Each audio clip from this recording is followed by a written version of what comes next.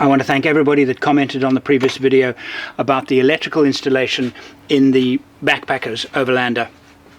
And I'd like to, again, like I did with the previous video, come in now with a quick video which is going to be a response to all the many questions, and also to illustrate what would the next step be in an electrical split charge system in a vehicle. And this is it here.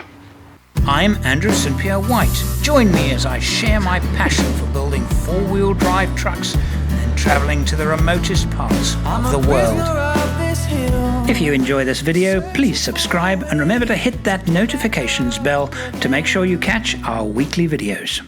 We had a lot of comments saying, oh, why didn't you do this? Or if you'd done that, it would have been this. And well, most of you are not wrong. But remember, our goal was to build an electrical system, a split charge system, for the absolute lowest cost, for the maximum efficiency. That's it. So yes, we could add things, but the cost would go up. Would the efficiency go up? No. In many cases, the efficiency would drop for the cost. For example, people were saying, okay, what happens if you forget to unplug it? Well, then maybe your battery will go flat. Don't forget to unplug it. Is it that difficult? Now, I sound like a guy who's like saying, oh, these millennials. Oh, I understand millennials, etc., that you're used to having things automated. I understand that. But here's the thing where you have to say, okay, if I don't have this particular thing automated and I actually have to remind myself, I can use my cell phone and all the magic devices that we have at our disposal to remind me to disconnect it. If I just do this one thing, then I'm going to save a ton of money and have a really efficient system. So the drawback here is, yes, you have to remind yourself to disconnect it. And that is the only drawback to that system. There are no other drawbacks because it's really inexpensive and it's very, very efficient. So let's talk about efficiency. The reason why it's efficient is because the voltage drop is low. I had two people say, why can't I just charge the auxiliary battery from the cigarette lighter in the back? Let me explain to you about a cigarette lighter. They are useless. They are absolutely useless for anything. Okay, you can use them for a USB charger to charge your phone. That's it. Particularly with a vehicle that's driving over rough ground, because the cigarette lighter doesn't fit solidly, and yes, they've become this de facto connection device for stuff that you buy and that is run from your car. But the actual device, the actual charging socket, they're terrible. The voltage drop is monumental. So everything we did with the previous thing was to say, okay, let's see what we can do to minimize voltage drop, because minimizing voltage drop equals higher efficiency, higher charge efficiency. The two go hand in hand. All right? How could we do that and but spend very little money? The wonderful thing, it's very unusual here, is that we can actually spend the littlest amount of money possible and get an incredibly efficient system. But we've got to remember to disconnect it by hand. The next stage would be, for example, a solenoid system, which will automatically turn off as you turn the ignition off.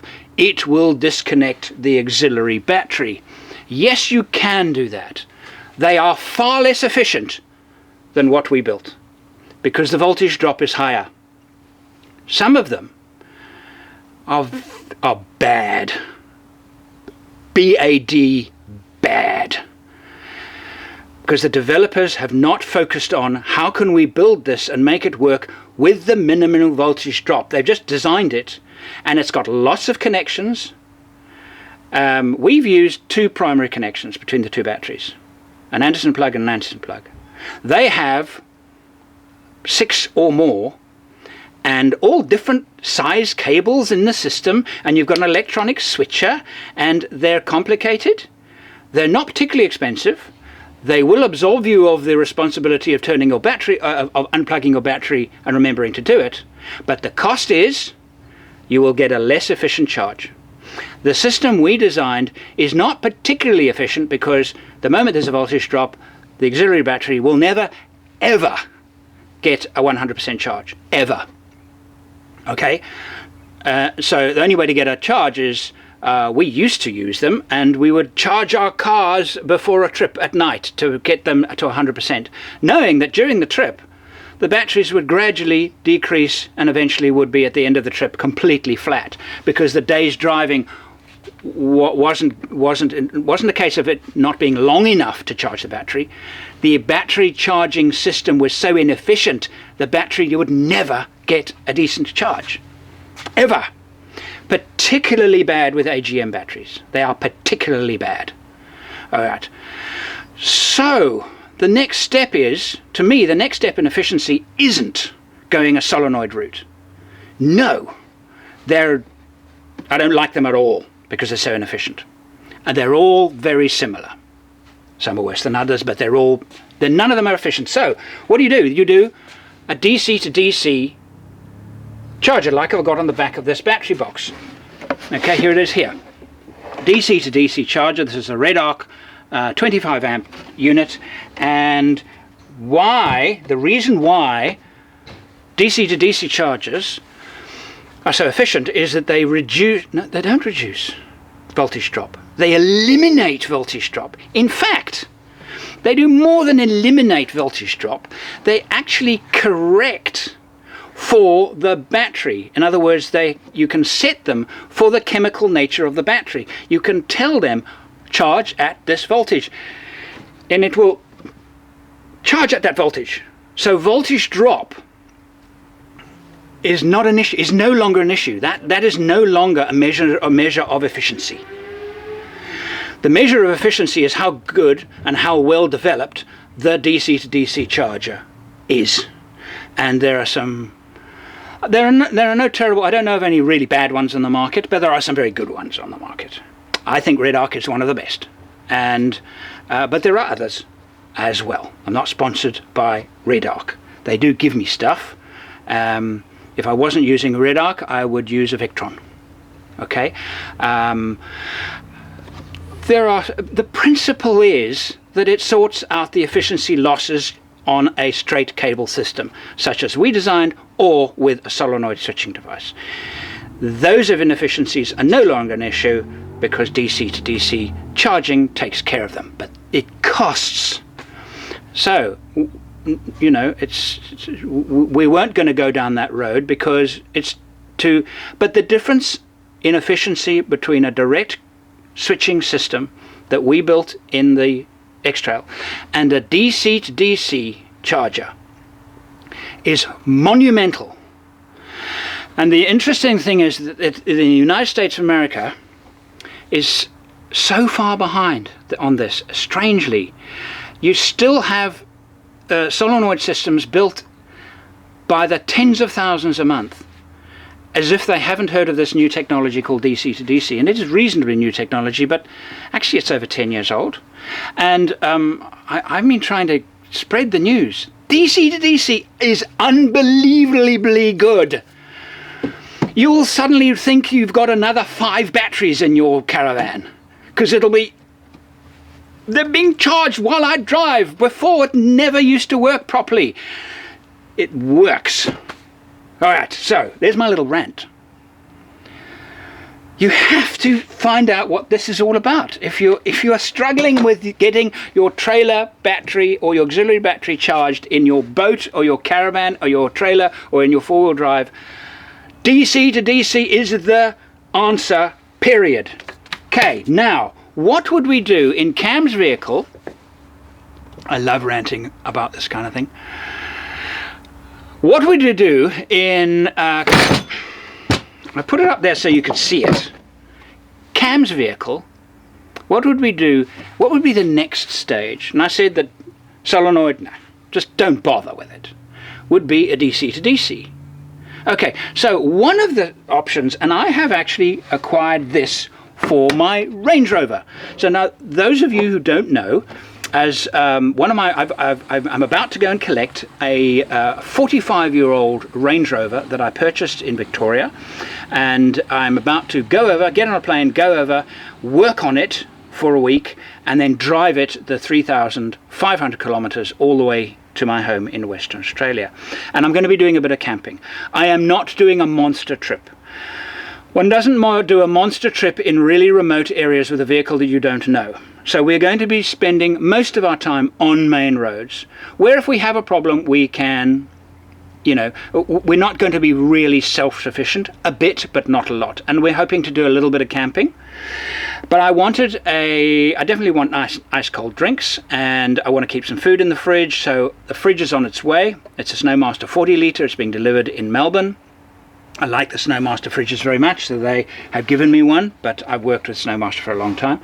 And this is it's a South African product made by a company called National Lunar, and basically it is a battery box. Now this particular one has been enhanced by Klarman Automotive. Heiner, you know, those of you who know the channel will know Heiner.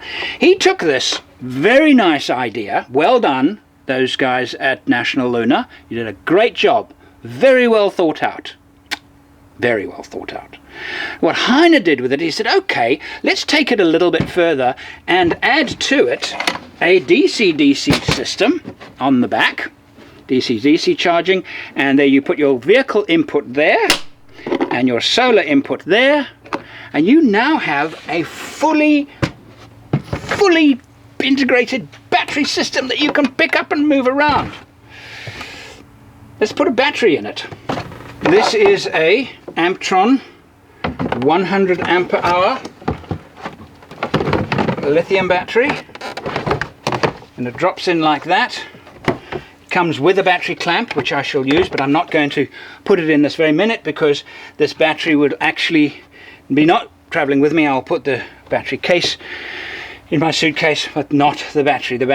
A battery is being delivered for me.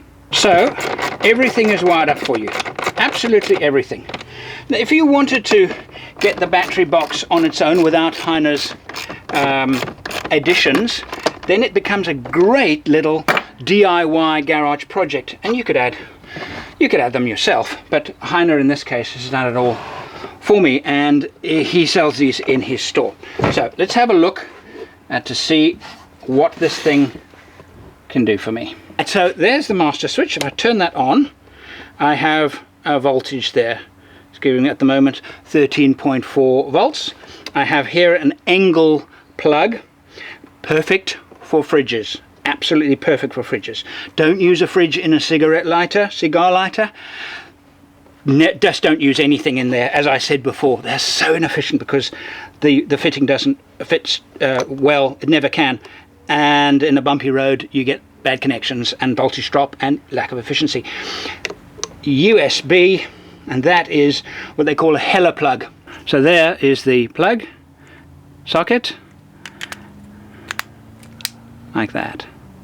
Output 250 amp output for the Anderson plugs, and input for Anderson goes to the DC-DC charger. Another output for Anderson is the BC-DC 25 amp DC to DC charger, very efficient one of the best available. Solar input in there, irregular unregulated solar input, because that has an MPPT solar charger built into it, so you don't need extra regulator for your solar panel. You just put lagom straight in there and it'll do the job. And of course there's the vehicle input charging there.